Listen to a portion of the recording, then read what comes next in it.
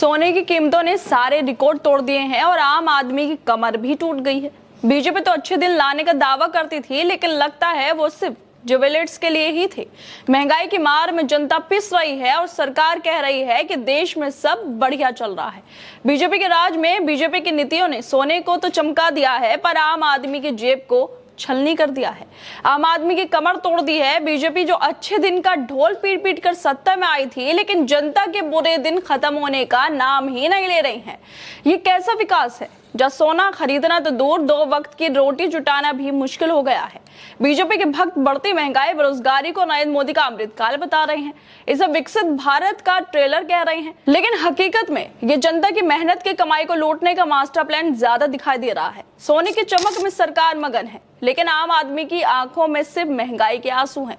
दरअसल सोने की चमक लगातार बढ़ती ही जा रही है और जनता की जेबें खाली होती जा रही है, क्योंकि 31 दिसंबर से 17 अप्रैल तक सोने की कीमतों में 22,000 रुपए का उछाल आ चुका है। 4 महीनों में 22,000 का उछाल आ चुका है सोने की कीमतों में। और बीजेपी के शासन में गरीब और आम जनता की जिंदगी महंगाई में झुलस रही है। जिस सोने को खरीदने का सपना हर परिवार देखता है, हर महिला देखती है, वो अब सिर्फ अमीरों की तिजोरी में ही रह गया है, अमीरों की पहुंच तक रह गया है। बीजेपी ने वादा किया था कि हवाई चप्पल पहनने वाला हवाई जहाज में बैठेगा, लेकिन आज हवाई चप्पल वाले के लिए 2 वक्त की रोटी जुटाना भी पहाड़ जैसा हो गया है। ये कैसी विडंबना है कि सरकार विकसित भारत के नारे लगाती है और जनता की जेब महंगाई की मार से खाली हो रही है।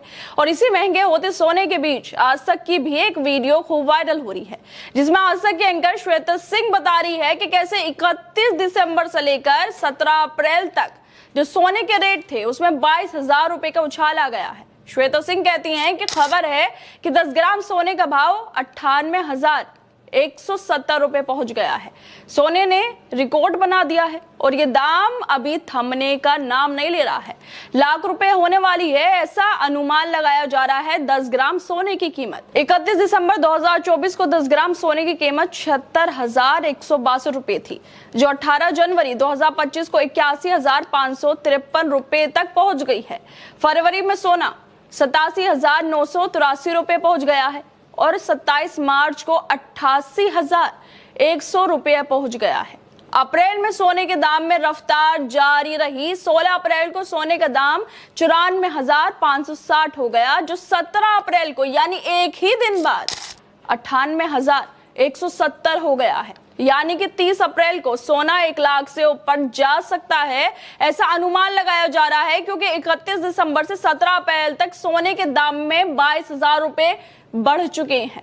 तो इसी वजह से अनुमान ये भी लगाया जा रहा है कि जो सोने का दाम है वो 1 लाख के ऊपर आराम से जा सकता है। हाल फिलहाल तो ये थमता हुआ दिखाई ही नहीं दे रहा है। 31 दिसंबर और 17 अप्रैल, जिसमें सिर्फ 4 महीने का गैप है, मतलब 4 महीनों में इतना ज्यादा जो सोना है वो उछल गया है। 22,000 रुपए सिर्फ 4 महीने के अंदर।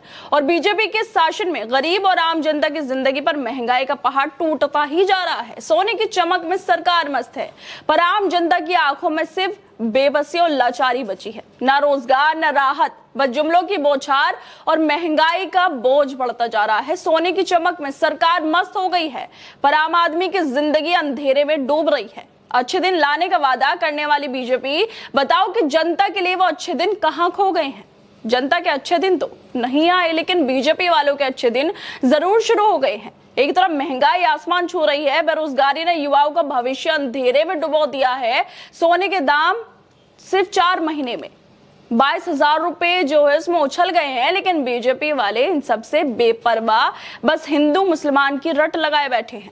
जनता के लिए अच्छे दिन का वादा था, पर अब ना खाने को राहत, ना जेब में पैसा। बीजेपी का विकसित भारत सिर्फ जुमला बनकर रह गया है, जहां सोने